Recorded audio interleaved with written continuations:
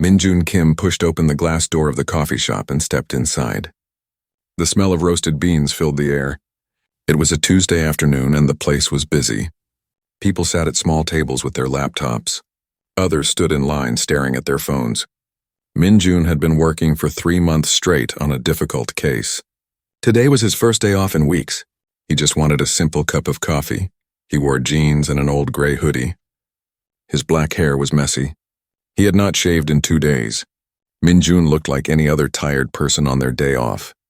Nobody in that coffee shop knew he was a federal agent.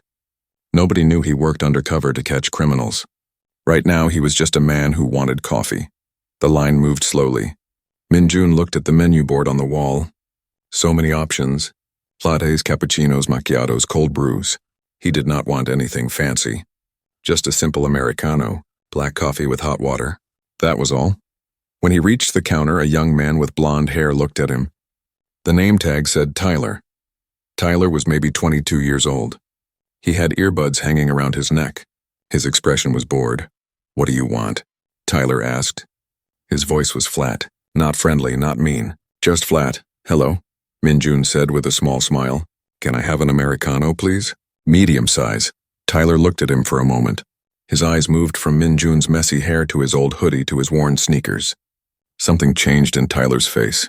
A small smirk appeared on his lips. "Americano," Tyler repeated slowly like he was talking to a child. "You know what that is, right?" Minjun felt a small twitch of surprise. "Yes," he said calmly. "Black coffee with hot water. Just checking," Tyler said. He turned to another barista, a young woman with red hair. "Hey, Jessica, this guy wants an Americano. Can you believe that? So fancy." The words were not loud, but Minjun heard them clearly. Jessica glanced over, looked uncomfortable, and went back to making drinks. Minjun said nothing. Maybe Tyler was just having a bad day. "So just medium, nothing else?" Tyler asked, turning back. "No cream, no sugar? You sure you can handle black coffee?" The comment was rude. Minjun knew it. Tyler knew it. But Minjun had dealt with much worse in his job. Criminals with guns. Drug dealers who threatened his life. A rude barista was nothing. "Just the Americano, please," Minjun said quietly. "Whatever," Tyler muttered. He punched buttons on the register. "That will be $4.50. Minjun handed him a $5 bill. Tyler took it, gave back the change, and tossed the coins on the counter instead of placing them in Minjun's hand. The coins scattered. One fell on the floor. Minjun bent down to pick up the coin. When he stood up, he saw Tyler talking to another worker, a tall guy with dark hair. Tyler was not trying to be quiet anymore. "Some people come in here and act like they own the place," Tyler said, loud enough for everyone to hear. "Dressed like that, probably can't even afford to be here." The other worker looked uncomfortable. He did not respond. Tyler laughed and walked away to make the drink. Minjun stepped to the side to wait. Other customers glanced at him. Some looked away quickly, embarrassed for him. One older woman frowned at Tyler's back, clearly disapproving. But nobody said anything. That was how it always worked. People saw wrong things happen, but they stayed quiet. Minjun watched Tyler make his coffee. Tyler grabbed a cup but did not look at what he was doing. He was talking to Jessica, laughing about something on his phone. He pulled a shot of espresso, but it came out too fast. That meant the grind was wrong. Then he added water from a pitcher that had been sitting out, not from the hot water tap. The coffee would be lukewarm at best. Tyler put a lid on the cup and set it on the counter hard. Coffee splashed out of the small opening in the lid. "Americano," he called out, not looking at Minjun. Minjun walked over and picked up the cup. It was warm, not hot. He could tell just from holding it. He took a small sip. The coffee was watery and bitter. It tasted old, like it had been sitting for hours. And it was cold, not lukewarm. Actually cold. Minjun walked back to the counter. Tyler was on his phone now, scrolling through something. "Excuse me," Minjun said politely. "I think there is a problem with the coffee." "It is cold." Tyler looked up slowly. His face showed annoyance. "What?" "The coffee is cold," Minjun repeated. "Could you make a new one, please?" Tyler sighed loudly. "It's fine. That's how Americanos are." "No," Minjun said, still polite. "Americanos are hot. This one is cold. Are you saying I don't know how to make coffee?" Tyler's voice got louder. Other customers started looking over. I am just saying this one is cold, Min Jun explained. I would like a hot one, please. Tyler grabbed the cup from Min Jun's hand. He took off the lid and stuck his finger in the coffee. Feels fine to me, Min Jun blinked. Tyler had just put his finger in the coffee. That was a health code violation. Min Jun knew all the rules. He had studied them for previous cases. That is not clean, Min Jun said quietly. You should not put your finger in someone's drink. Oh, now you're going to tell me how to do my job? Tyler's face turned red. Listen, man, if you don't like it, you can leave. Nobody is forcing you to be here. A manager appeared from the back room. He was a middle-aged man with glasses and a tired expression. His name tag said David, manager. He had clearly heard the raised voices, but David did not ask what was wrong. He looked at Min Jun, then at Tyler. Is there a problem? He asked, but he was looking at Min Jun when he said it. Like Min Jun was the problem. This customer is complaining about his drink, Tyler said quickly. I made it perfect, but he says it's cold. I think he's just trying to get free stuff. Min Jun felt something shift in his chest. Not anger. Something colder. More focused. He had been insulted. His drink had been made wrong. The barista had put his finger in it, and now he was being accused of lying.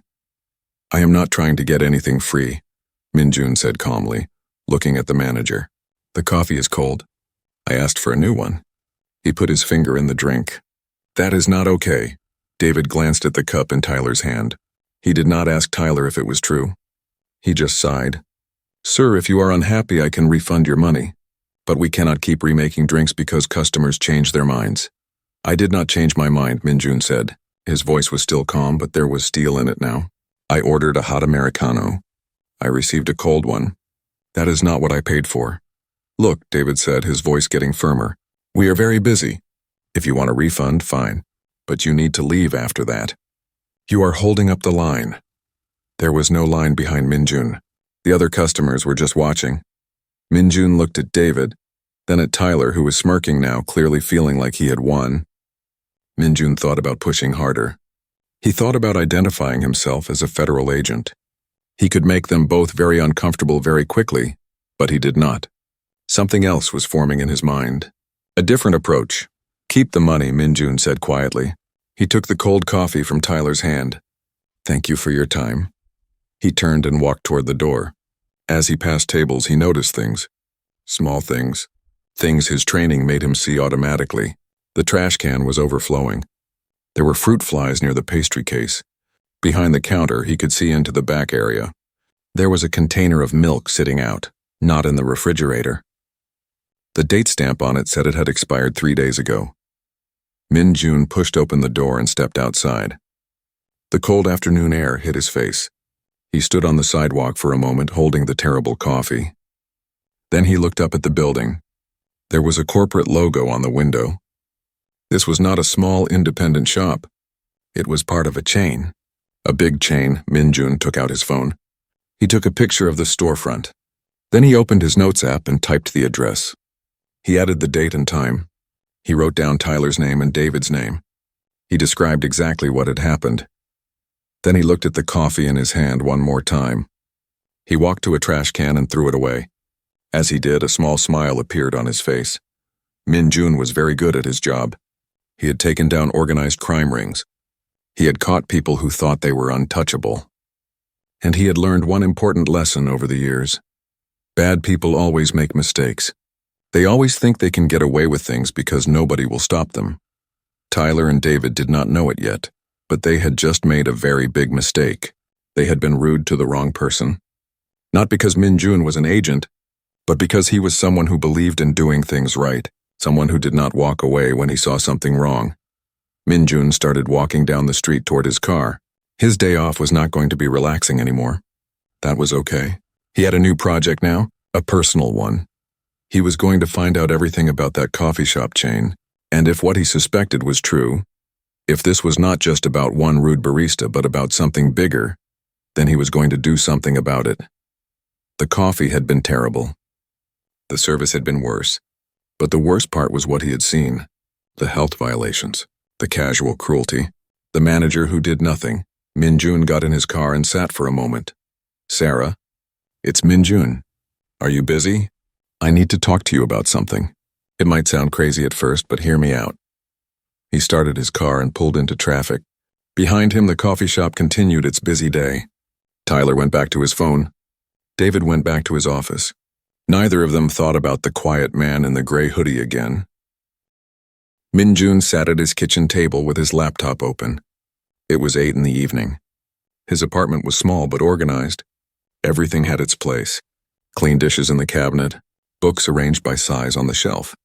That was how Min-jun lived. Order made sense to him. Chaos did not. He had been researching for 3 hours now.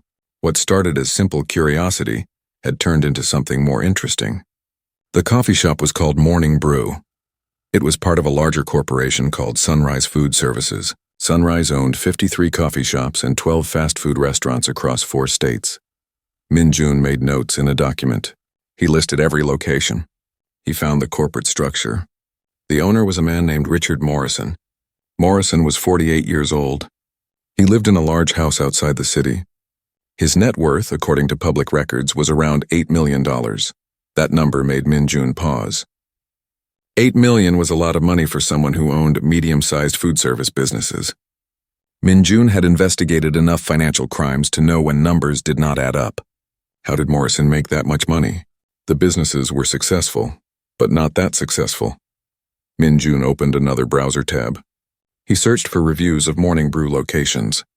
What he found was interesting, very interesting. The location where he had gone had 2.5 stars out of 5. That was bad, but the other locations were not much better. Most had 3 stars or less. Min-jun started reading the reviews carefully. Rude staff. My drink was made wrong 3 times. Found hair in my food. When I complained, the manager said I was lying. This place made me sick. I had food poisoning for 3 days. They refused to serve my son because of how he was dressed. He is only 16. Dirty bathrooms, dirty tables, dirty everything. The complaints went on and on. Hundreds of them. Across all the locations. It was not just one bad employee or one bad day. This was a pattern. Min-jun leaned back in his chair. He thought about what he had seen. The expired milk, the overflowing trash, Tyler putting his finger in the coffee. The manager who did nothing, his phone buzzed. It was a text from Sarah Chen. Sarah was his partner at the agency. They had worked together for 5 years. She was smart, tough, and did not take nonsense from anyone. On my way. This better be good. I was watching a movie, Min-jun smiled. Sarah lived 20 minutes away. He got up and made tea. He knew she would want some. When Sarah arrived, she had her hair in a ponytail and wore sweatpants and a hoodie. She looked comfortable and annoyed at the same time. This is my day off too, you know, she said, walking into his apartment. What is so important? Tea? Min-jun offered, holding up a cup. Yes, thank you. She took it and sat on his couch. Now tell me why you called me over here. You sounded weird on the phone. Min-jun sat across from her. I went to get coffee today. A place called Morning Brew. Sarah waited. Okay, and? The service was terrible. The barista was rude. He made my coffee wrong. When I complained, he put his finger in my drink. The manager accused me of trying to get free things. Sarah raised her eyebrows. That sucks. But you called me over here to tell me about bad coffee. No, Min-jun said. He picked up his laptop and turned it to face her. I called you over here to tell you about this. Sarah looked at the screen. She saw the notes Min-jun had made. The corporate structure, the review complaints, the health code violations he had observed. Her expression changed from annoyed to interested. You spent your day off investigating a coffee shop? She asked. I spent my day off discovering something bigger than a coffee shop, Min-jun corrected. He pulled up another document. Look at this. Sunrise Food Services owns 53 locations. Every single one has similar complaints. Rude staff, health problems, food poisoning, discrimination. The pattern is clear. Sarah scrolled through the information. She was quiet for a minute, reading carefully. That was one thing Min-jun liked about working with her. She did not jump to conclusions. She looked at evidence first. This is interesting, she admitted. But we are federal agents, Min-jun. We do not investigate rude baristas. That is for the health department or labor board. I know, Min-jun said. He pulled up another screen. But what if I told you the owner, Richard Morrison, is worth $8 million? What if I told you that number does not match the reported earnings of his businesses? Sarah looked up at him. Now she was really interested. Tax fraud? Maybe, Minjun said. I do not have proof yet. But something is wrong with the numbers. I can feel it. Sarah was quiet for a moment. She took a sip of her tea. Minjun waited. He knew how her mind worked. She was thinking through the possibilities. You know, she said slowly, we have been looking for a way into Morrison's operation. Minjun sat up straighter. What do you mean? About 3 months ago, the agency got a tip, Sarah explained. Someone said Sunrise Food Services was involved in tax fraud and labor violations. But we could not find a way to investigate. Morrison is careful. He keeps his records clean on the surface. We needed someone on the inside or concrete evidence. We had neither, so the case went cold. Minjun felt his heart beat faster. This was bigger than he thought. So the agency already suspects him? Suspects, yes. Proves no. Sarah looked at the laptop screen again. But if you found health code violations, if there is a pattern of problems, that could be our way in. Not just health code, Minjun said. He pulled up another note. I saw expired milk being stored improperly. That is a violation. I saw staff not washing hands. That is a violation. The customer complaints mentioned discrimination. That could be a civil rights issue. And if employees are being treated badly, that could mean labor law violations. Sarah set down her teacup. She was fully focused now. You want to go undercover? It was not a question. She knew him too well. Not exactly, Minjun said. I want to investigate as a customer. A regular person. Someone who has been treated badly and wants to find out why. I do not need to pretend to be someone else. I just need to visit locations, document problems, and build a case. That is undercover work without the official paperwork, Sarah pointed out. Is it? Minjun asked. I am a customer. I have every right to visit public businesses. I have every right to document my experiences. I have every right to take pictures of menus and storefronts. I have every right to talk to other customers. Nothing illegal about that. Sarah thought about this. And if you find evidence of crimes, then I bring it to the agency as a concerned citizen, Minjun said. Everything legal. Everything by the book. You really want to do this because of a bad cup of coffee?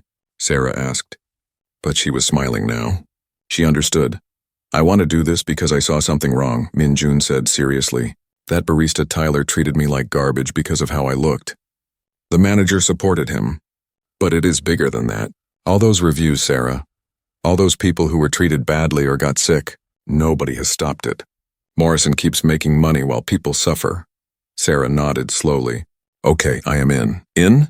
Minjun repeated. You will need help, Sarah said. Someone to watch your back. Someone to verify your findings. Someone to make sure you do not do anything that could get evidence thrown out in court. She grinned. Besides, this sounds more interesting than my movie. Minjun felt relief. He had hoped Sarah would help. She was the best partner he could ask for. We should talk to Director Park, Sarah said. Get unofficial approval. That way, if something goes wrong, we are covered. Good idea.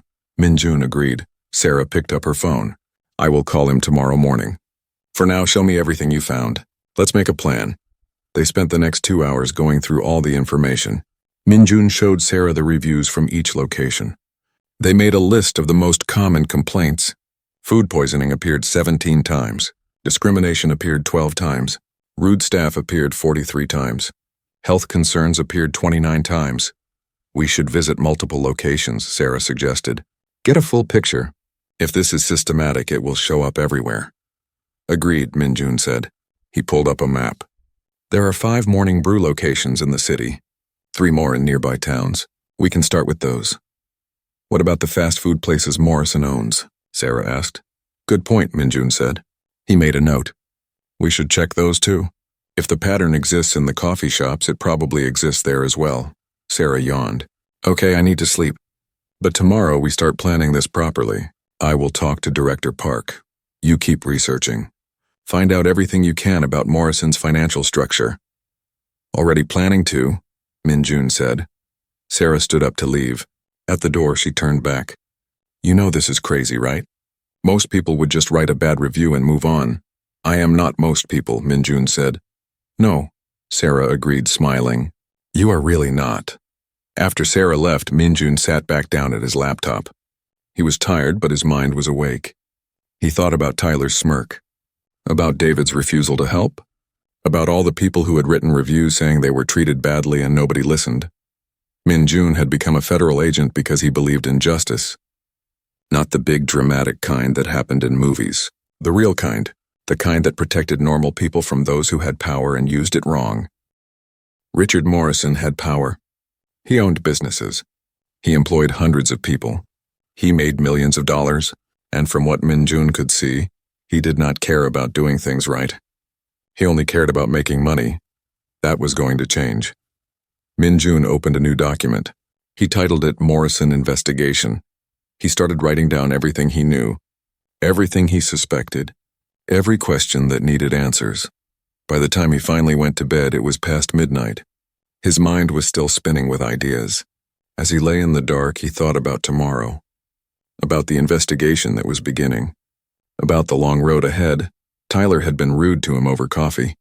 Just coffee. Such a small thing. But small things often revealed big problems. Min Jun had learned that lesson many times in his career. The tiny crack in the wall that showed the whole building was falling apart. He would find every crack in Morrison's operation. And then he would bring the whole thing down, not because of revenge. Min Jun did not believe in revenge, but he believed in accountability. He believed that people who hurt others should face consequences. Tomorrow, the real work would begin. Tonight, he would sleep. He would need his energy. Outside his window, the city continued its evening. People came and went. Lights flickered. Life moved forward. And somewhere across town, in a house worth millions, Richard Morrison probably slept soundly, not knowing that someone was about to look very closely at everything he had built. Min Jun closed his eyes and smiled in the darkness. This was going to be interesting. Director James Park sat behind his desk and looked at Min Jun and Sarah. His office was on the 10th floor of the federal building. Through the window behind him, the city stretched out in the morning light. Director Park was 55 years old with gray hair and sharp eyes. Nothing got past him. "Let me understand this correctly," he said slowly. "You want to investigate a coffee shop chain because they made your coffee wrong?" Min Jun kept his expression neutral. "Not just because of that, sir. The agency already has an open file on Richard Morrison and Sunrise Food Services. We are proposing a way to gather evidence." Director Park picked up a folder from his desk. He opened it and glanced at the papers inside. "Yes, we have a file. A very thin file.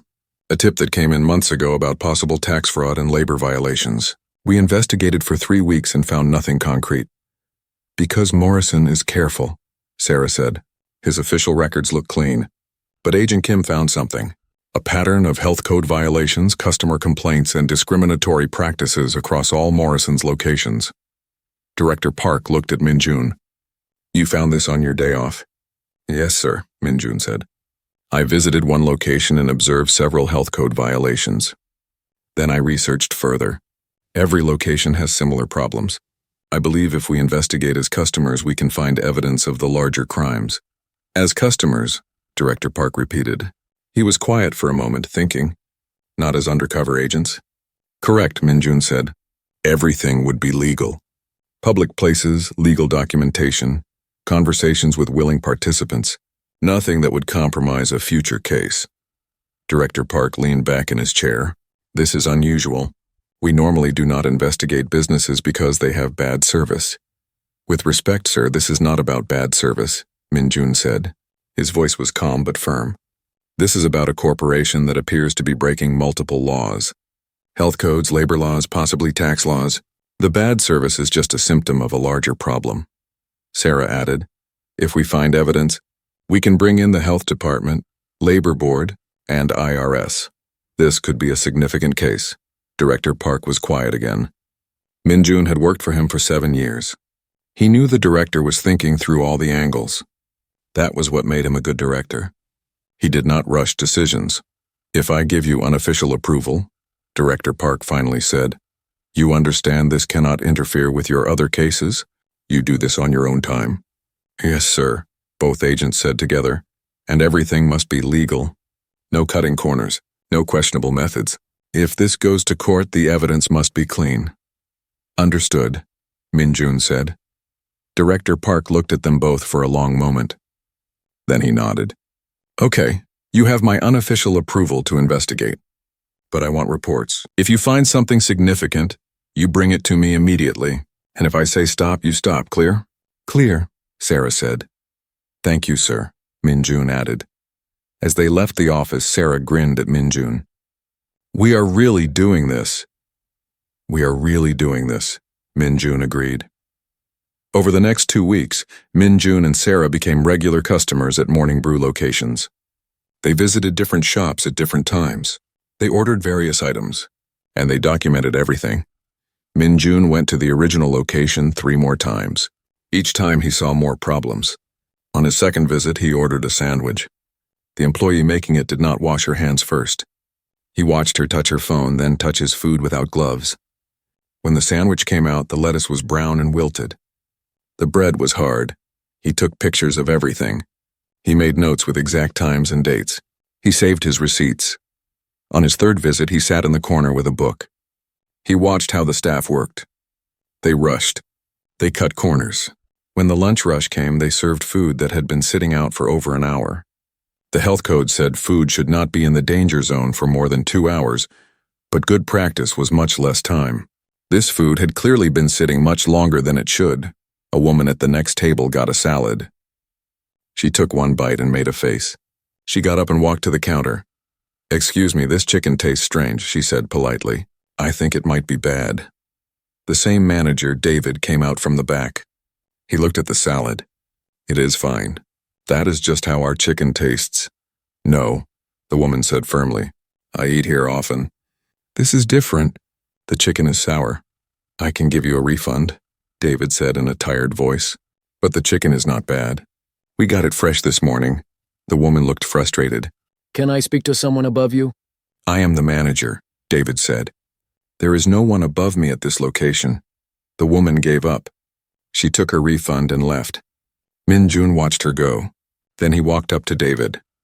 Excuse me, Min-jun said. I could not help but overhear.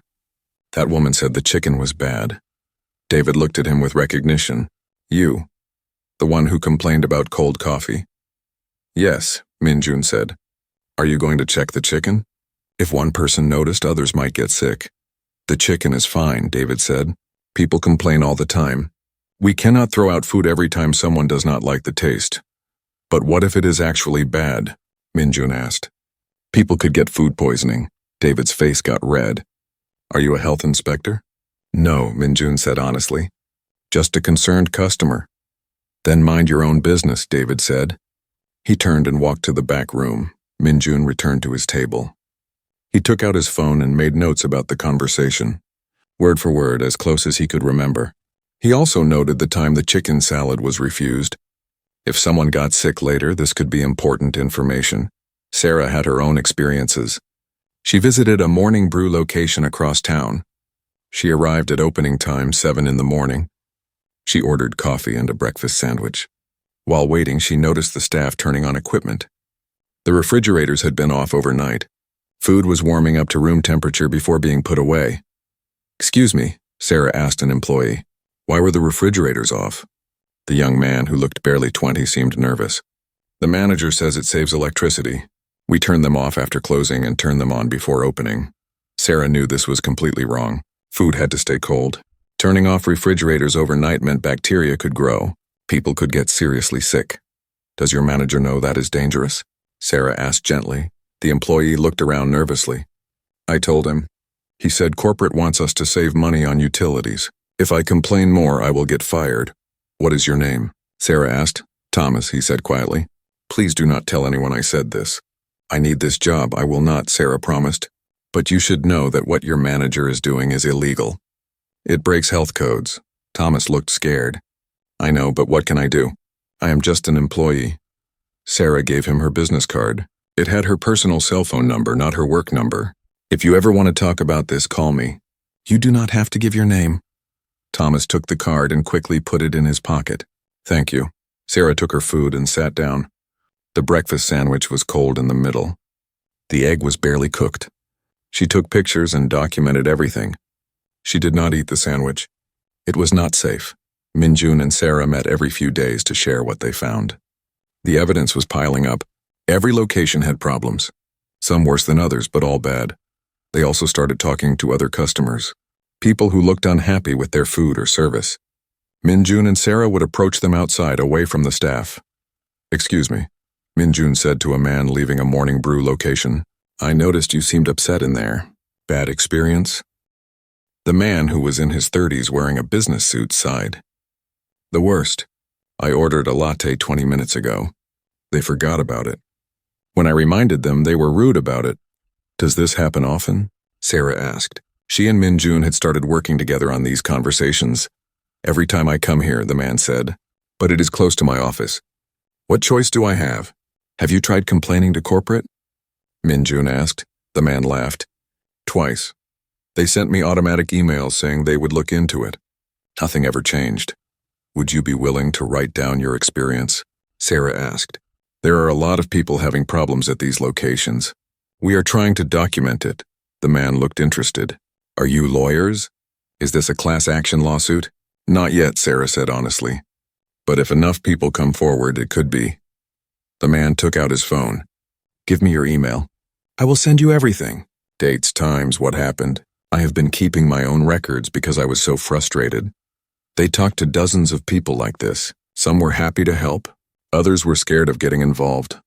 But slowly they built a file of complaints. Real people with real stories of being treated badly, getting sick, or being discriminated against. One woman told them she got severe food poisoning from a breakfast burrito. She was sick for 4 days. She had to go to the emergency room.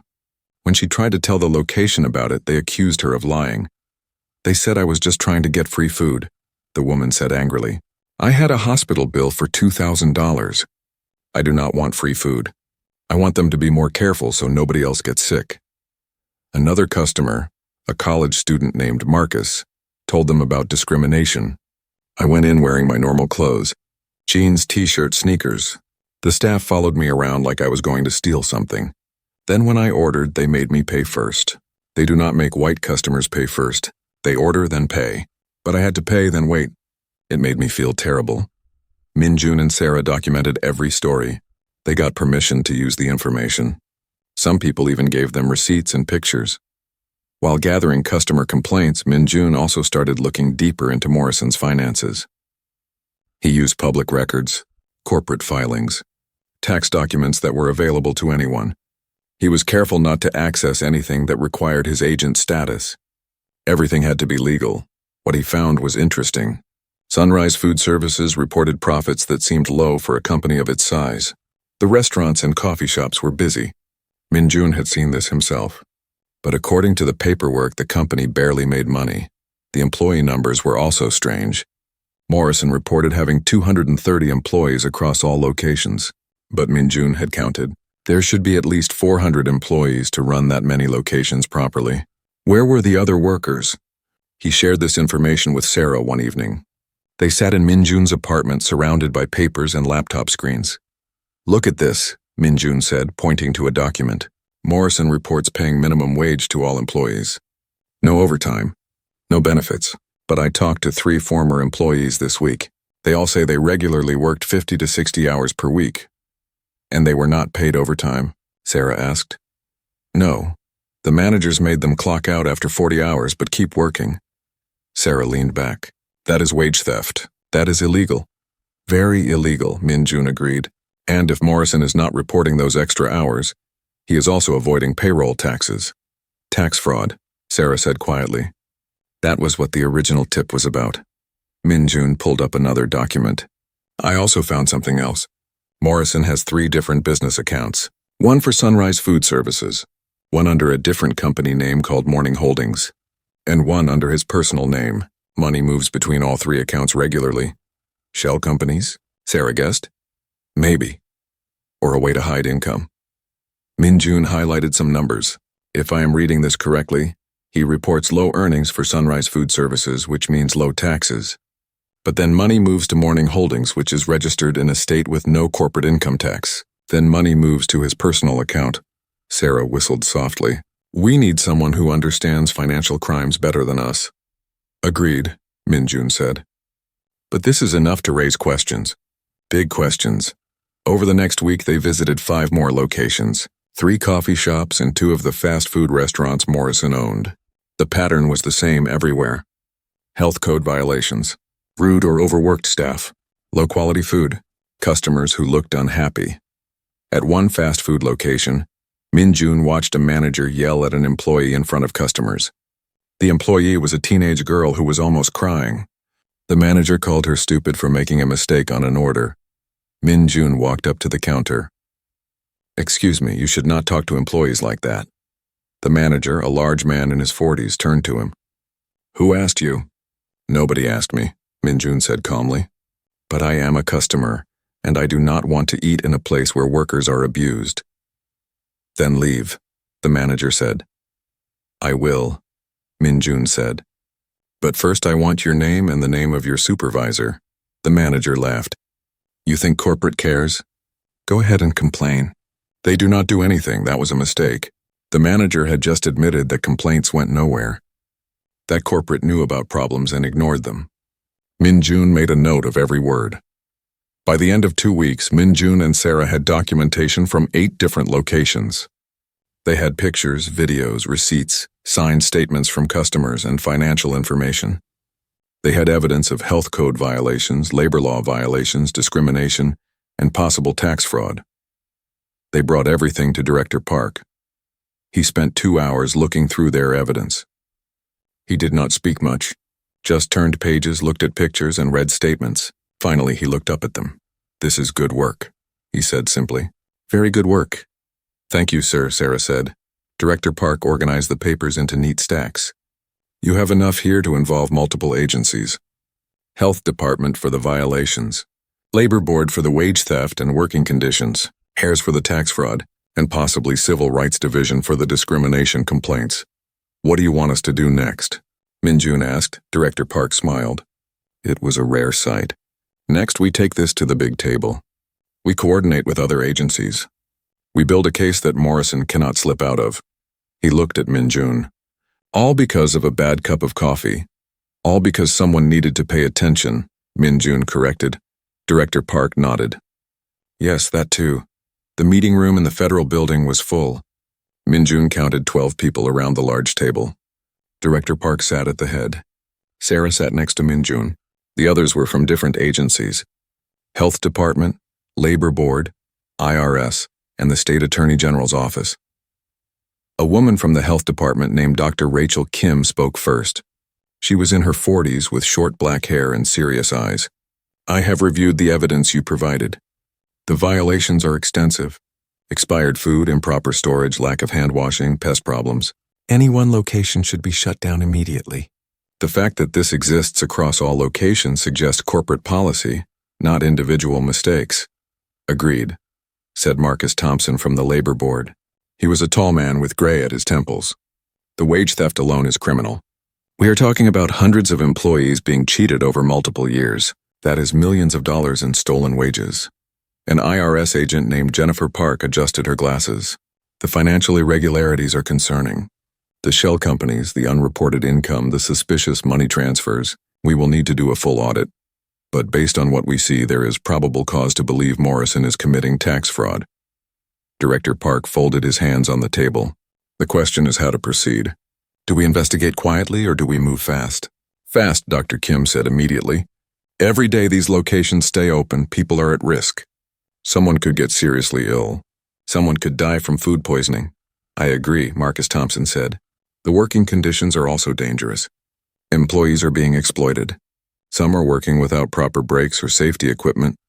Jennifer Park nodded. "If we move fast, we also prevent Morrison from hiding evidence. The moment he knows we are investigating, he will start destroying documents and moving money." Director Park looked at Min-jun and Sarah. "You two started this. What do you think?" Min-jun did not hesitate. "We should start with the health violations. Shut down the most dangerous locations. That will get public attention and make Morrison react. When he reacts, he will make mistakes. That is when we move on the other charges." Sarah added, "We should also contact former employees. Some of them wanted to speak out but were too scared. If they see the government taking action, they might come forward with more evidence." Director Park thought about this. Then he nodded. "Okay, here is the plan. Dr. Kim, your department conducts surprise health inspections at 5 locations simultaneously. Start with the original Morning Brew location where Agent Kim had his experience. If you find violations serious enough, shut them down immediately. We will, Dr. Kim said. When?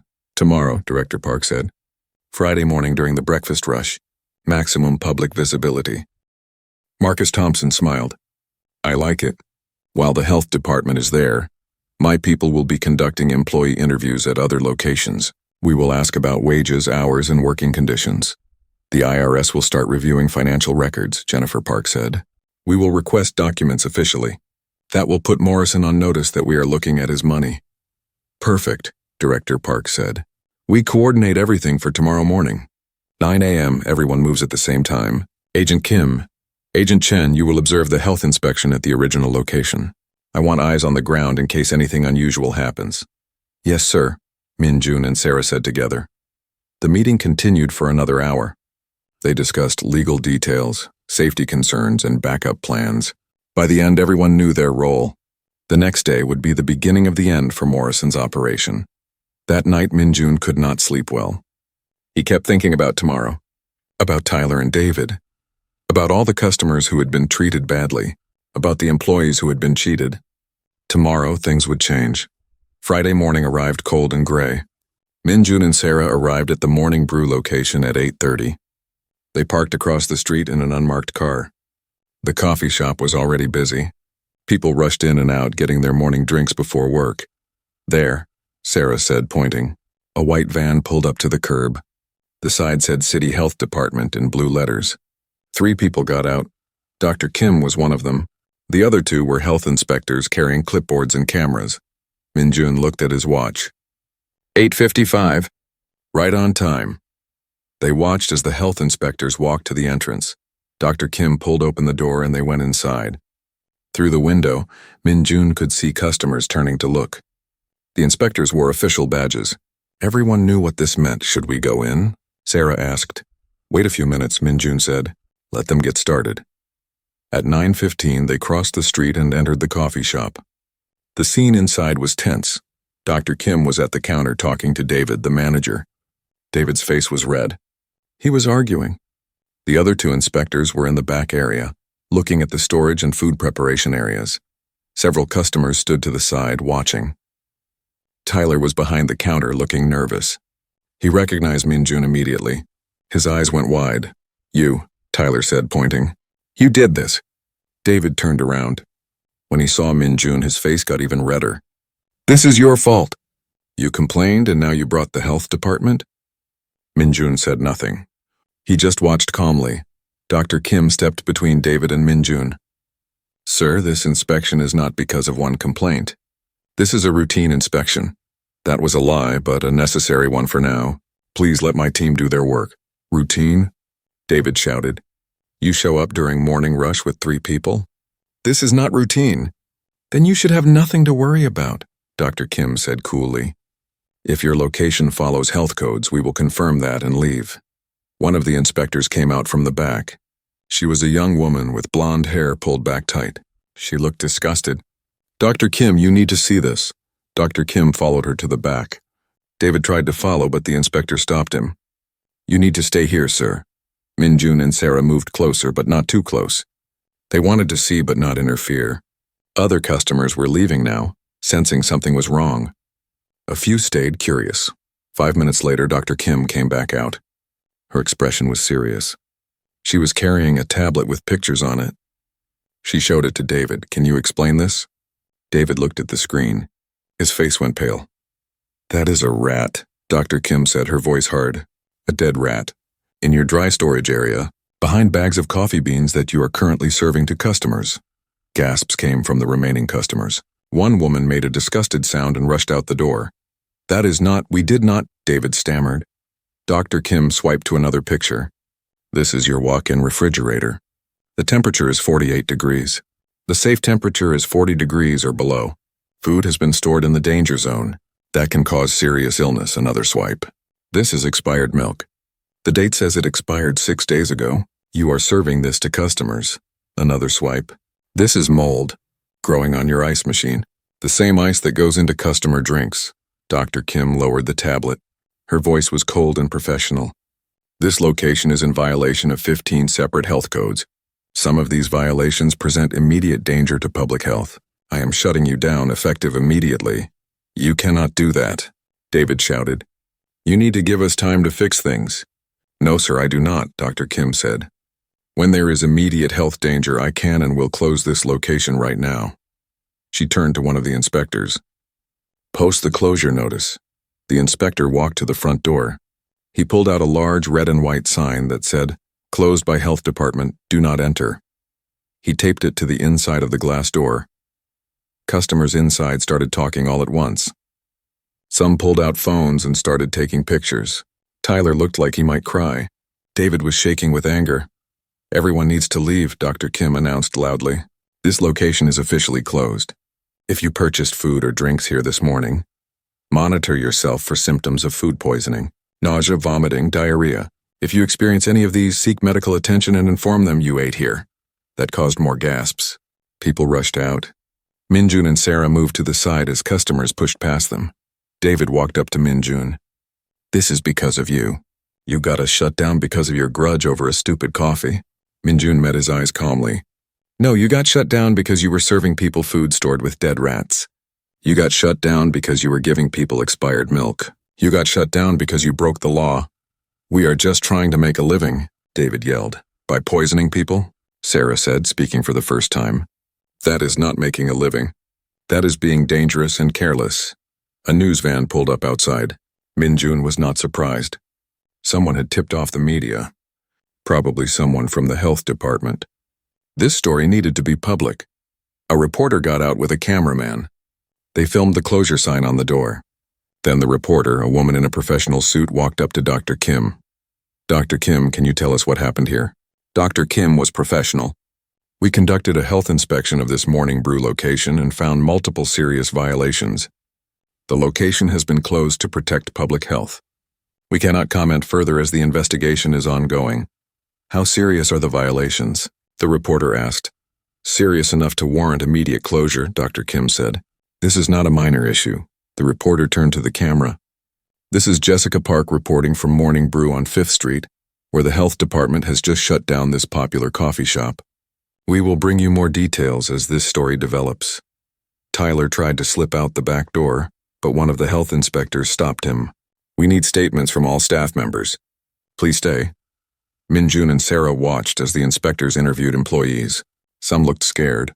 Others looked relieved, like they were glad someone was finally paying attention. An older woman who worked the morning shift was crying. I told them about the rats, she said to an inspector. I told David 3 times. He said dealing with it was too expensive. He said to just keep the food away from that area. The inspector wrote everything down. What is your name, ma'am? Helen Rodriguez. I have worked here for 2 years. I have seen so many things that were wrong, but I need this job. I am a single mother. I could not quit. You do not have to worry about retaliation, the inspector said gently. There are laws protecting you. And this location is closed now anyway. Helen looked up. It is really closed? Completely? Yes, ma'am, the inspector said. Until all violations are fixed and we re-inspect. That could take weeks or months. Helen smiled through her tears. Good, maybe now they will learn. Minjun felt satisfied. This was just one location, but it was a start. Already his phone was buzzing with messages. Sarah's phone too. Other agents at other locations were reporting similar findings. The health department was shutting down locations across the city. David tried one more time to argue with Dr. Kim. You do not understand. Corporate will fire me for this. I have bills to pay. You should have thought of that before serving people contaminated food, Dr. Kim said without sympathy.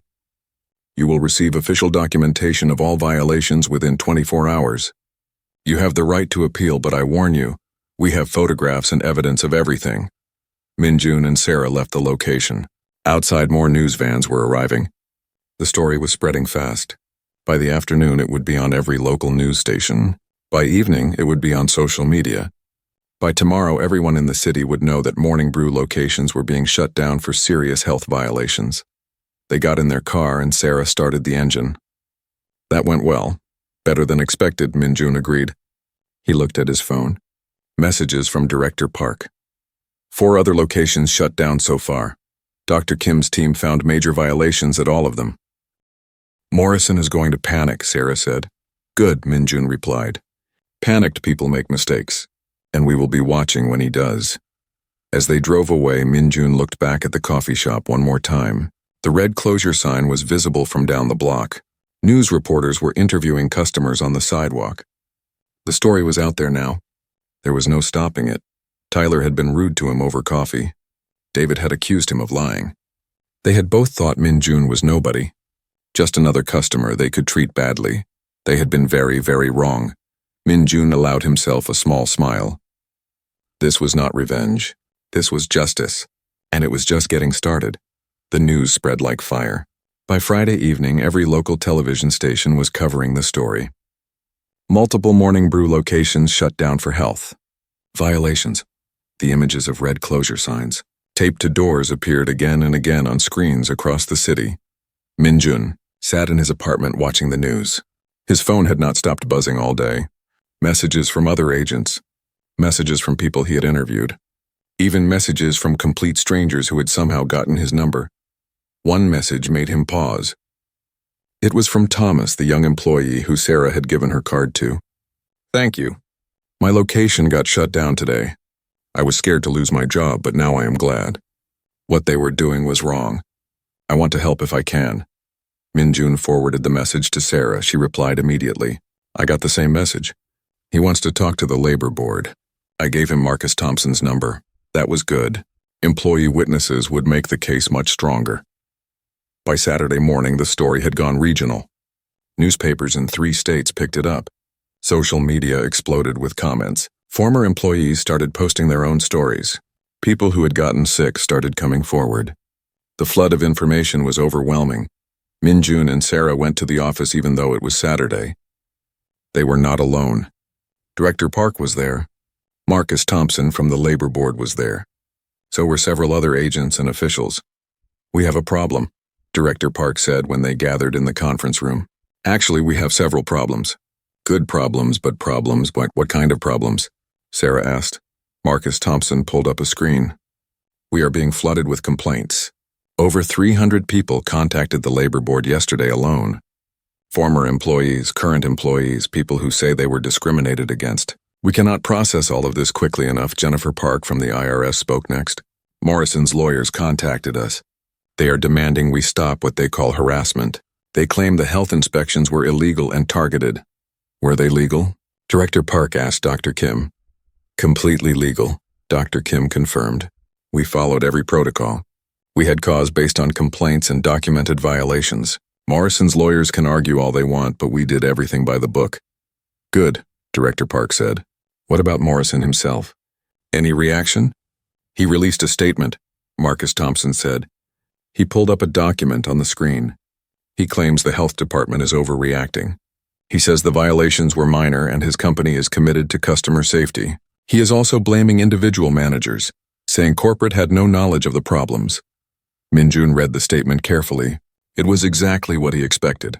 Morrison was trying to protect himself by throwing others under the bus. Classic move, he is lying, Sarah said flatly. We have evidence that corporate knew about complaints. We have emails showing Morrison himself approved cost-cutting measures that directly led to health violations. Can we prove that? Jennifer Park asked. Yes, Minjun said. He pulled out a folder. I have been documenting the corporate structure. Every email Morrison sent is on company servers. With a warrant, we can access all of them. Director Park smiled. Then we get a warrant. Over the next 3 days, things moved fast. The labor board conducted interviews with 57 current and former employees. The stories were worse than anyone expected. A woman named Maria Garcia told investigators she worked 65 hours a week, but was only paid for 40. When she complained, her manager threatened to fire her and report her to immigration. Maria was a legal resident, but the threat scared her enough to stay quiet. A man named James Wilson said he was injured on the job when a shelf collapsed on his foot. His manager told him to go home and rest, but to say he hurt his foot at home, not at work. That way, the company would not have to file an injury report or pay medical costs. James needed the job, so he lied. Now 2 years later, his foot still hurt and he had never received treatment. A teenage worker named Ashley Kim said her manager regularly scheduled her during school hours, even though she told him she was in high school. When she could not come because of classes, he threatened to fire her. She started skipping school to work. Her grades dropped. She almost did not graduate. Every story made Min Jun angrier. This was not just about bad business practices. This was about real people being hurt, being exploited, being treated like they did not matter. The IRS moved forward with their investigation. They served Sunrise Food Services with a warrant for financial records. Morrison's lawyers tried to block it, but a federal judge approved the warrant. Within 48 hours, IRS agents were in Morrison's corporate office, going through boxes of documents. What they found was damning. Morrison had been running 3 separate sets of books. One set showed low profits and minimal employee costs. That was the set he gave to the IRS. Another set showed the real numbers, including unreported income and unpaid overtime. The third set tracked money being moved to offshore accounts. Jennifer Park called Director Park with the news. "This is bigger than we thought. Morrison has been hiding income for at least 7 years. We are talking about $12 million in unpaid taxes, maybe more." Director Park looked at Min Jun and Sarah. They were all in his office when the call came. "How certain are you?" he asked Jennifer. "Completely certain," she said through the speakerphone. "We have the documents. We have the bank records. This is not speculation. This is fact. How soon can you bring charges?" Director Park asked. "We need another week to finalize everything," Jennifer said. "But we will have enough to arrest Morrison by next Friday." After the call ended, Director Park leaned back in his chair. "This started with a cup of coffee," he said, shaking his head in amazement. "This started with someone paying attention," Min Jun corrected quietly. Meanwhile, the media attention intensified. A reporter named Jessica Park had been investigating Morrison's company for years. She had always suspected something was wrong but could never prove it. Now, with the health department closures and the flood of employee complaints, she had her proof. Jessica's investigation aired on Tuesday evening. It was a 30-minute special report. She interviewed former employees on camera. She showed documents proving Morrison knew about health violations. She revealed the financial irregularities. She even tracked down customers who had gotten food poisoning and had their medical records to prove it. The report ended with a powerful statement. Richard Morrison built a business empire worth millions, but he built it on the backs of exploited workers and endangered customers. Now that empire is falling apart. The reaction was immediate and massive. Social media exploded. People shared the report thousands of times. Hashtags started trending. Their boycott morning brew and justice for workers spread across the internet. By Wednesday morning, lawyers were filing class action lawsuits. One lawsuit represented 300 employees who claimed wage theft. Another represented customers who got sick from contaminated food. A third represented workers who said they faced discrimination. Morrison tried to fight back. He gave an interview to a business newspaper, claiming he was the victim of a conspiracy. He said competitors were trying to destroy him. He said the government was overreaching. He blamed everyone except himself. The interview made things worse. People were furious at his lack of accountability. More former employees came forward. More customers shared their bad experiences. The company's reputation was destroyed. By Thursday, investors started pulling out. Sunrise Food Services had been looking for new funding to expand. Now nobody would touch them. The company's value dropped by 60% in 1 week. Morrison held an emergency meeting with his board of directors. Min Jun heard about it through sources. The board was panicking. Several members wanted to resign. They did not want their names associated with the scandal. On Friday morning, exactly 1 week after the first health inspection, the police arrived at Morrison's house. They had an arrest warrant. Multiple charges: tax evasion, fraud, conspiracy, labor law violations. Min Jun and Sarah were not there for the arrest. They watched it on the news like everyone else. Morrison came out of his expensive house in handcuffs. His face was red and angry. He yelled at the reporters gathered outside. "This is illegal. I am innocent. My lawyers will fight this." But as he was put into the police car, something changed. Maybe he realized it was really happening. Maybe he understood he was not going to talk his way out of this. His face went pale. He looked small suddenly. Not like a successful businessman anymore, just like a criminal being taken away. Director Park called Min Jun and Sarah into his office that afternoon. Sunrise Food Services filed for bankruptcy this morning, he said. The company is done. What happens to the employees? Sarah asked immediately. That was like her. Always thinking about the people. The bankruptcy court will make sure they get their wages, Director Park said. The labor board is also pursuing criminal charges against Morrison personally. He will have to pay restitution to every employee he cheated. And the locations? Min Jun asked. Most will be sold off, Director Park explained. Some might reopen under new ownership. Others will close permanently. But they will not operate under Morrison's control anymore. There was a knock on the door. It was Marcus Thompson from the labor board. He looked tired but satisfied. I wanted to thank you all personally, he said. We have been trying to nail Morrison for 2 years. We could never get enough evidence. What you did, starting from just documenting health violations, it gave us the opening we needed. We just paid attention, Min Jun said. No, Marcus said firmly. You did more than that. You believed the people who complained. You took their concerns seriously. You did the work that needed to be done. Most people would have just written a bad review and moved on. You changed lives. After Marcus left, Sarah looked at Min Jun. How does it feel?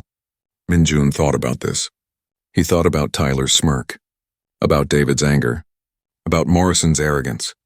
He thought about Maria Garcia being threatened, about James Wilson's injured foot, about Ashley Kim missing school, about all the customers who got sick. It feels like the beginning, Min Jun said. Morrison will go to trial. That could take months. The bankruptcy will take time to sort out.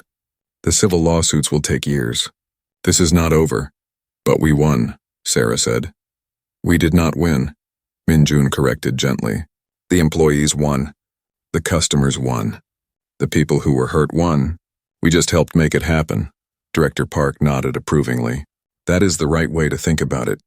This case will be studied for years. It shows how one person paying attention can make a real difference. That evening, Min Jun went for a walk. He needed to clear his head. The last 2 weeks had been intense. So much had happened so fast.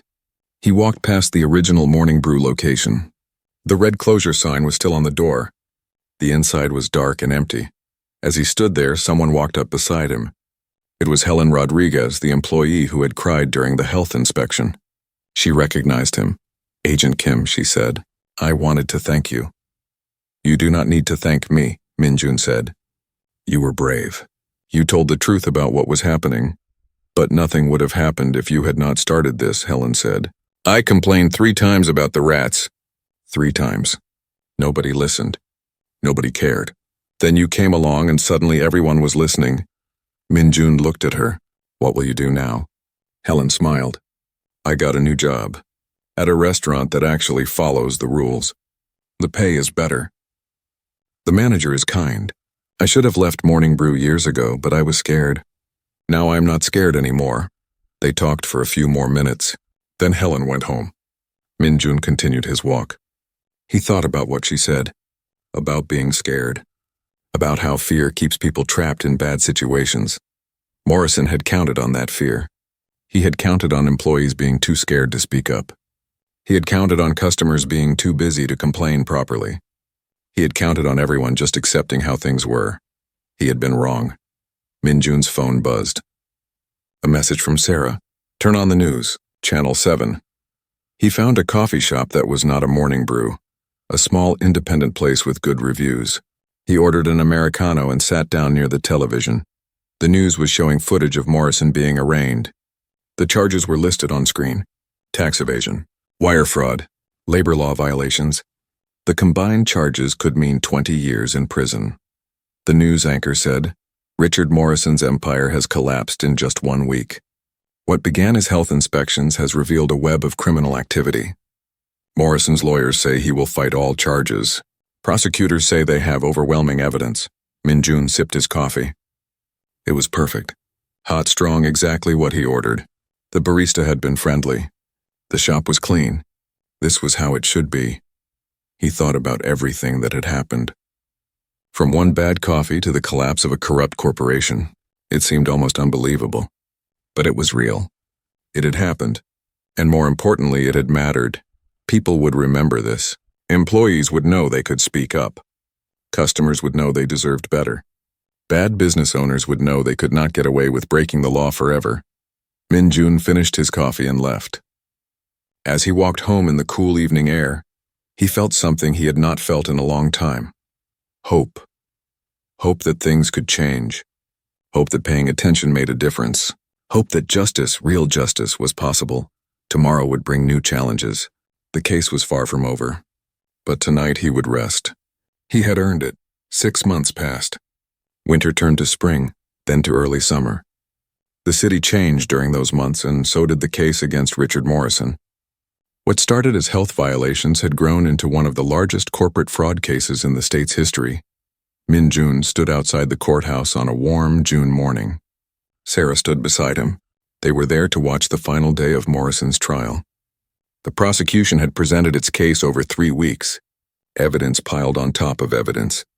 Financial records, employee testimonies, health inspection reports, emails that showed Morrison knew exactly what he was doing. The defense had tried everything.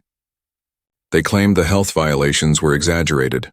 They said Morrison was not responsible for what individual managers did. They argued that the financial irregularities were accounting mistakes, not fraud. Nothing worked. The evidence was too strong. "Do you think he will be found guilty?" Sarah asked. Min-jun watched people walking into the courthouse. Reporters, lawyers, former employees who wanted to see justice done. "Yes," he said simply. "The jury has no choice. The evidence is clear." They went inside. The courtroom was packed. Min-jun and Sarah found seats in the back. Helen Rodriguez was there. So was Thomas, the young employee who had first told Sarah about refrigerators being turned off. So were dozens of other former employees. They had all testified during the trial. Now they waited for the verdict. Morrison sat at the defense table with his lawyers. He looked different than he had 6 months ago. Thinner, older. His expensive suit could not hide how worried he looked. His wife sat behind him in the gallery. She stared straight ahead with a blank expression. The judge entered and everyone stood. Judge Martha Williams was in her 60s, known for being fair but strict. She had handled the case well, not letting Morrison's lawyers delay or distract from the evidence. "Please be seated," Judge Williams said. She looked at the jury. "Has the jury reached a verdict?" The jury foreman stood. He was a middle-aged man with gray hair. "We have, Your Honor." "Please read the verdict." The foreman held up a paper. His voice was steady and clear. "In the case of the state versus Richard Morrison on the charge of tax evasion, we find the defendant guilty." A murmur went through the courtroom. Morrison closed his eyes. "On the charge of wire fraud, we find the defendant guilty." Morrison's wife made a small sound. One of his lawyers put a hand on Morrison's shoulder. "On the charge of conspiracy to commit fraud, we find the defendant guilty." The foreman continued reading. There were 12 charges in total. The jury found Morrison guilty on every single one. By the time the foreman finished, Morrison's head was down. His shoulders shook. He was crying. Judge Williams thanked the jury. Then she looked at Morrison. "Mr. Morrison, you have been found guilty on all charges. Sentencing will take place in 2 weeks. Until then, you will remain in custody. Bail is revoked." 2 officers came forward. They put handcuffs on Morrison. As they led him away, he looked back at his wife. She was crying now, too. Min-jun felt a moment of sympathy for her. She had done nothing wrong. She was just married to someone who had. But his sympathy for Morrison himself was limited. Morrison had hurt too many people. He had stolen from his employees. He had poisoned his customers. He had lied and cheated for years. This was justice. Outside the courthouse, reporters swarmed. They wanted comments from everyone. Min-jun and Sarah avoided them. This was not about them. But Helen Rodriguez stopped to talk to the cameras. "I worked for Richard Morrison for 2 years," she said, her voice strong. "He treated us like we were nothing. He stole our wages. He made us work in dangerous conditions. Today, justice was served. Today, he learned that even powerful people have to follow the law." A reporter asked, "What do you want to happen to Morrison?" Helen did not hesitate. "I want him to go to prison. I want him to pay back every dollar he stole. And I want other business owners to see this and know they cannot treat people this way." Min-jun and Sarah walked back to their car. Neither spoke for a while. Finally, Sarah said, "It is really over." "The trial is over," Min-jun corrected. "But there is still sentencing, and the civil lawsuits, and making sure the employees get their money back." Sarah smiled. You are right. But still, we did it. We actually did it. 2 weeks later, they returned for sentencing. The courtroom was even more packed than before. Judge Williams listened to statements from victims. Maria Garcia, who had been threatened when she complained about wages, spoke first. I have 2 children, she said, her voice shaking but determined. I worked 12-hour days to feed them. Richard Morrison stole $40,000 from me in unpaid overtime. $40,000 I earned. $40,000 I needed. He stole it because he thought he could. He thought I was powerless. Today I want the court to show him that I am not powerless. None of us are. James Wilson, whose foot was never properly treated after his workplace injury, spoke next. I cannot run anymore. I cannot play with my kids the way I used to. My foot hurts every single day. All because Morrison did not want to pay for workers' compensation. All because making money was more important than keeping employees safe. One after another, victims spoke. Their words were powerful. Some cried. Some were angry. All of them deserved to be heard. Finally, it was Morrison's turn. He stood up. His lawyer had written a statement for him. He read it in a flat voice. I'm sorry for my actions. I made mistakes. I let my desire for success cloud my judgment. I never intended to hurt anyone. I hope the court will show mercy. Minjun watched him. The apology was empty. Morrison was sorry he got caught, not sorry for what he did. Judge Williams seemed to think the same thing. Her expression was cold. Mr. Morrison, she began when he sat down, I have reviewed all the evidence in this case. I have heard from dozens of victims. What you did was not a mistake. Mistakes happen once. What you did was systematic, intentional. You built a business empire by stealing from your employees and endangering your customers. You showed no remorse until you were caught. Even now, your apology rings hollow. Morrison stared at the table in front of him. This court takes white-collar crime seriously. Judge Williams continued. Too often, wealthy people believe they can break the law without consequences. They think money will protect them. You are proof that is not true. The law applies to everyone equally. She picked up her gavel. Richard Morrison, I sentence you to 8 years in federal prison. Additionally, you are ordered to pay $12 million in restitution. This money will be distributed to your victims. You will also pay fines totaling $3 million. All your assets will be seized to satisfy these debts. Do you understand? Morrison nodded weakly. Yes, Your Honor. The gavel came down. Court dismissed. Officers took Morrison away. This time he did not look back. He just walked with his head down, a defeated man. Outside, the former employees celebrated. They hugged each other. Some cried tears of relief. After months of fighting, they had won. Minjun and Sarah did not celebrate. They felt satisfied but not joyful. Justice was not something to celebrate. It was just something that should happen. They walked back to their office. Director Park was waiting for them. He had watched the sentencing on video feed. Good work, he said simply. Both of you. Thank you, sir, Sarah said. Director Park pulled out a folder. I have something for you. He handed it to Minjun.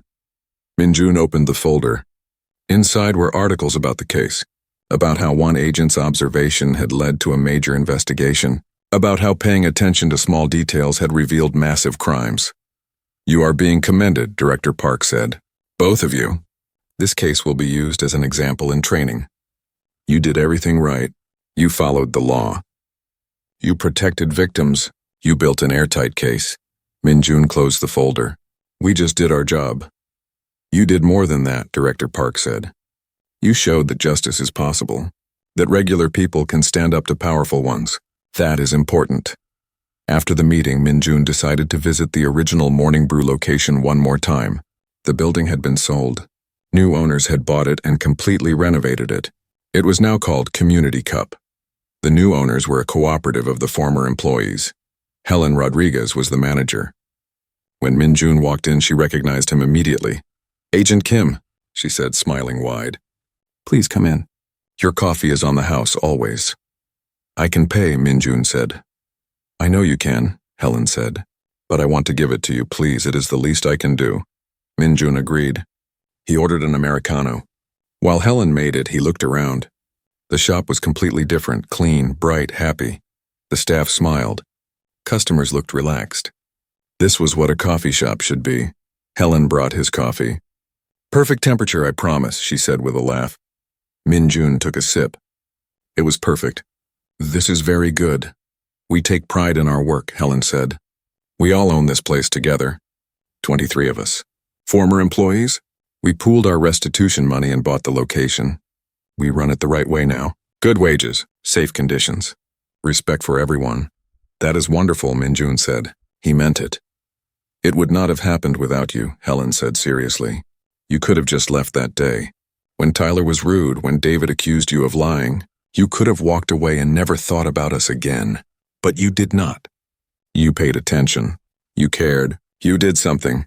Min-jun was quiet for a moment. Then he said, it was not just me. Sarah helped. Director Park helped. The health department, the labor board, the IRS, many people worked on this case. But you started it, Helen said. That matters. Someone has to be willing to be first. To say something is wrong and needs to change. You were that person. They talked for a few more minutes. Then Min-jun left. As he walked to his car, he passed by the window. Inside, he could see customers and staff laughing together. It looked like a real community, not just a business. His phone buzzed. A text from Sarah. Want to get lunch? My treat. We are celebrating whether you like it or not. Min-jun smiled and replied, okay, but nowhere that has health violations. Sarah sent back a laughing emoji. Deal. As Min-jun drove to meet Sarah, he thought about the last 6 months, about everything that had happened.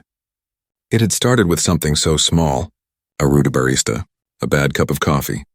Most people would have forgotten about it by the next day, but Min-jun was not most people. He was someone who paid attention, someone who believed that even small wrongs mattered, someone who understood that big crimes often started as small violations. Tyler had treated him badly because of how he looked. David had supported Tyler because he did not care about customers. Morrison had created a culture where that behavior was acceptable because he only cared about money. It was all connected. The small rudeness and the large fraud were part of the same problem, but now it was fixed. Not perfectly. 8 years in prison would not undo all the harm Morrison caused. The restitution money would not fix James Wilson's foot, or give back the years Maria Garcia worked without fair pay. Justice was not magic. It could not undo the past, but it could prevent future harm. Other business owners had seen what happened to Morrison. They knew they could not get away with treating people badly anymore. Employees knew they could speak up without being powerless. Customers knew they deserved safe, quality service. That was worth something. That was worth a lot. Min-jun met Sarah at a small restaurant they both liked. It was clean, well-run, with happy staff and good food. They ordered and talked about the case, about what they learned, about where they would go from here. Do you think Morrison understands what he did wrong? Sarah asked. Min-jun thought about this. No, he said honestly. I think he understands he got caught. I think he understands he is going to prison. But I do not think he truly understands the harm he caused. People like him rarely do. That is sad, Sarah said. It is, Min-jun agreed. But at least he cannot hurt anyone else now. That is what matters. They finished lunch and went back to work. There were always more cases. More people who needed help. More wrongs that needed to be made right. That was the job. It never ended. But sometimes, like today, there were victories. Small ones maybe, but real. And those victories reminded Min-jun why he did this work. Why he got up every morning and put on his badge. Why he paid attention when others looked away. Justice was not automatic. It did not just happen. Someone had to work for it. Someone had to care enough to act. Someone had to believe that even the smallest wrong was worth fighting against. Min-jun was that someone. And as long as people like him existed, people like Morrison would not be able to hurt others forever. They would face consequences. They would be stopped. That evening, Min-jun sat in his apartment with a cup of tea. He thought about Tyler. He wondered if Tyler learned anything from this. If he understood that his rudeness that day was part of something bigger, probably not. People like Tyler rarely connected their actions to consequences, but maybe he would treat the next customer better. Maybe the next time someone walked in looking tired or different, Tyler would be kind. Maybe he would learn, or maybe not. Min-jun could not control what other people learned. He could only control his own actions. And he had acted correctly. He had seen something wrong and he had done something about it. That was enough. Min-jun finished his tea and got ready for bed. Tomorrow would bring new cases, new challenges, new people who needed help. He would be ready, because that was who he was, an agent who paid attention, a person who cared, someone who believed in justice even when it started with something as simple as a cup of coffee. He turned off the lights and went to sleep. Outside his window, the city continued its life. Somewhere, someone was being treated unfairly. Somewhere, someone was breaking the law. Somewhere, someone needed help. And tomorrow, Min-jun would be there, paying attention, caring, acting, making sure that justice, real justice, happened. One case at a time, one person at a time, one bad cup of coffee at a time. That was how the world changed. Not all at once. Not dramatically, but slowly, steadily, through people who refused to look away, through people who believed that even small wrongs mattered, through people like Min-jun Kim, federal agent, undercover specialist, and someone who would never forget that justice often started in the most unexpected places, even in a coffee shop on a Tuesday afternoon. The end.